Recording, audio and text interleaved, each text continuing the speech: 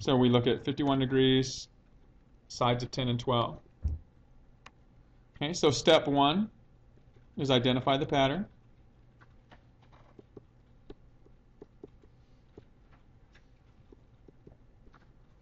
Okay, in this case, if you identify it as SSA, you then need to look to see, is the side opposite the given angle?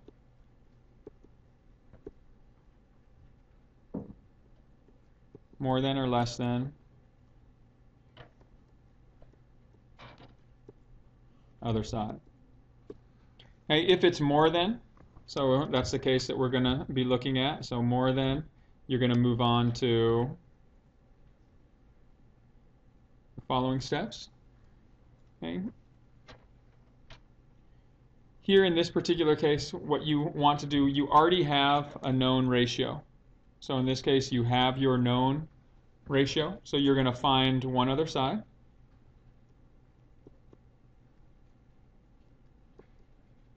Or in this case, one other angle measure using law of sines.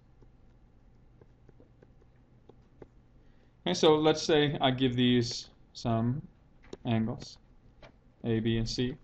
Okay, so the first angle I want to find is what? Which angle can I find, B or C? I don't have the side opposite B, but I do have the side opposite C. So I'm going to find angle C for this case. So when I set up my law of sines, I'm going to put my angles on top. So my unknown sine of angle C over the side opposite it, which is 10, is equal to my known ratio sine of 51 degrees over the side opposite it, 12. Okay, so we'll use our solve feature. And now, there's one last thing that comes into play here that makes this more complicated than the other pattern.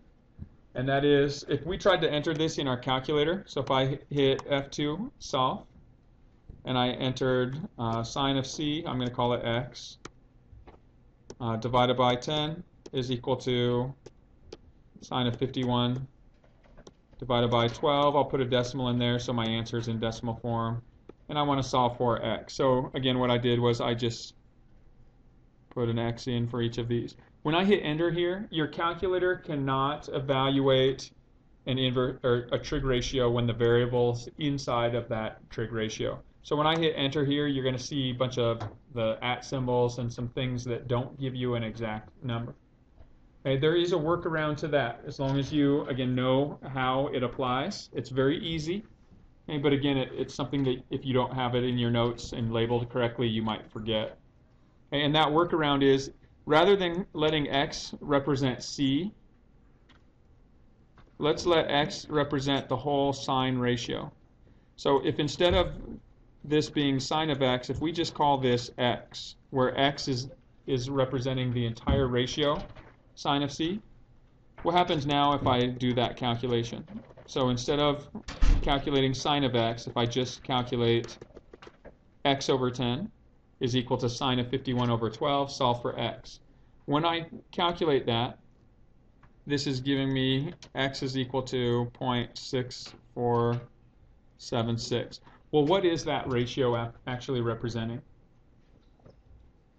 That's the ratio for my sine of angle C. So if I replace this back in and say sine of C is equal to that, what would I have to do to actually solve for angle C now? The inverse sine. So what you'll then do on your own, again, you will have to do this step on your own. But once you calculate your sine ratio, just go back in now, take the inverse sine of that ratio. And you can delete the x equals. You don't need it, and you'll use these numbers for other things. So here you get your C value is equal to 40.36. And once you get it to this step, now you've created it. Now you can follow the same steps that you did with the SAS pattern. Or I'm sorry, the ASA pattern. What can you do to find angle B? Just take 180, subtract 51, subtract this 40.36. So you get your remaining angle here. And then finally, what can you do to solve for b? Just use the law of sine. So now you can actually use the law of sines here. B over the sine of 88.64 is equal to, we're still going to use our same known ratio, 12 over the sine of 51. Solve for b. Okay, and so if I calculate this, F2, algebra tab, I'm going to use x instead of b, but x divided by the sine of this angle measure. Set it equal to my known ratio, 12 over the sine of 51, comma x. And when I solve for that, I get my answer of about 15.44. Okay, so this is all consistent. My longest side is opposite my largest angle. Smallest side opposite the smallest angle. And notice when I use these two formulas, the second time when I use the law of sines, I put my variable, my unknown on top. Again, I think it's easier to set it up in that form.